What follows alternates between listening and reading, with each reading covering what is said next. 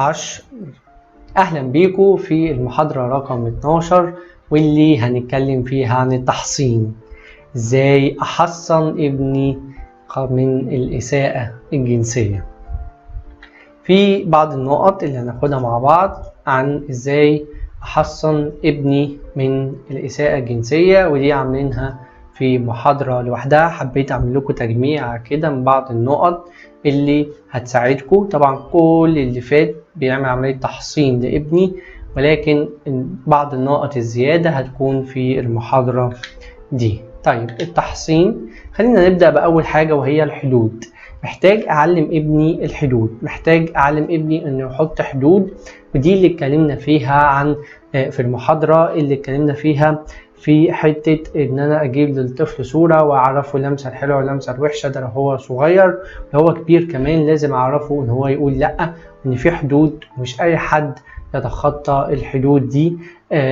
وفهموا إن كل دولة مثلا ليها حدود. مصر ليها حدود، السودان ليها حدود، السعودية ليها حدود، قطر ليها حدود، كل الدول ليها حدود، وما ينفعش دولة تخش على دولة تانية.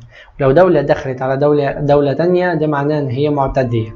ولو حد اقتحمك ولمسك لمسة مش عاجباك او قالك كلمة مش عاجباك، فهو اقتحم حدودك، فلازم تتعلم انك تقول لا.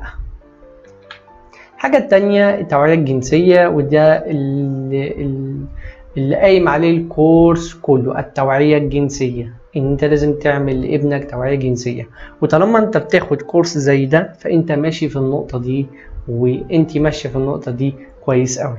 توعية جنسية، خد كورسات على قد ما تقدر في الموضوع ده، ازاي توعي أو توعوا أولادكم جنسيا، واقرأ كتير في الموضوع ده، لأن الموضوع ده مهم جدا جدا جدا، وهيفيد أولادك جدا وهيفيدكم انتوا كمان جدا. حاجة التانية التالتة اللي بتحصن ابني، المهارات الحياتية.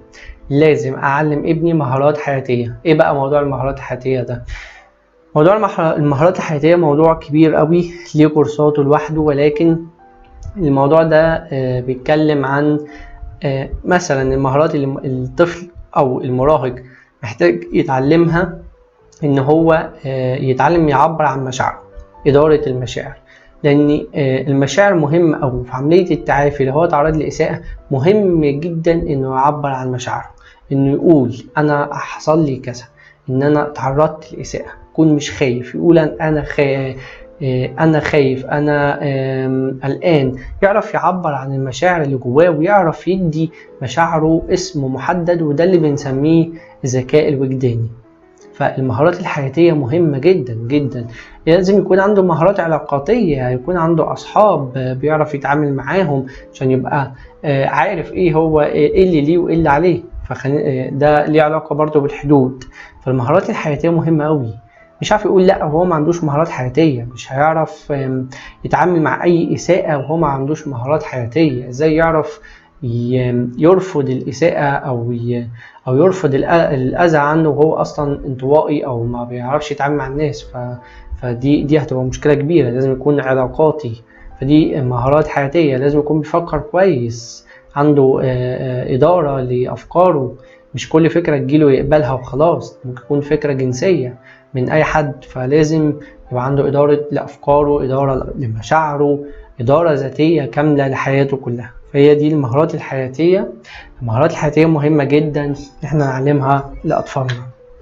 القبول الغير مشروط، وده حاجة يعني جميلة جدا، انك اقبل ابنك في جميع الحالات، وحش، حلو، طويل، قصير، رفيع، بيعرف يدافع عن نفسه، ما بيعرفش يدافع عن نفسه. كل ما الطفل وكل ما الإنسان بوجه عام يحس إن هو مقبول، كل ما هيعرف يواجه الإساءة أكتر، كل ما هيعرف يقول للغلط لأ، كل ما هيعرف يقول للأذى للأذى اللي جايله لأ.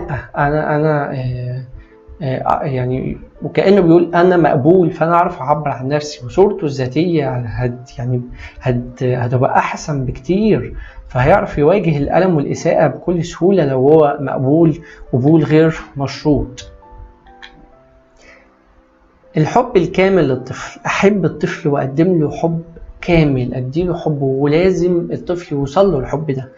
لان ساعات الاب والام يقولوا ما احنا بنحبه، ما احنا بنعبر له عن حبنا، بس لازم يكون هو واصل له الحب ده، لازم يكون هو بيستقبل.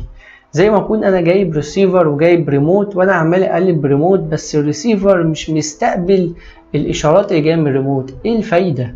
لازم يكون الريسيفر يعني مستقبل، حتى لو انا عمال ادوس على الريموت، حتى لو انت عمال تدوس على الريموت، لان الريموت ده ممكن يكون ما فيهوش حجاره، لكن لازم يكون الريسيفر مستقبل عشان يحصل اشاره، عشان يحصل تغيير. فلازم اتاكد ان ابني واصل له قبول غير مشروط، لازم اتاكد ان ابني واصل له حب كامل، حب واقصد بحب كامل يعني حب غير مشروط، حب من غير ما هو يقدم اي حاجه.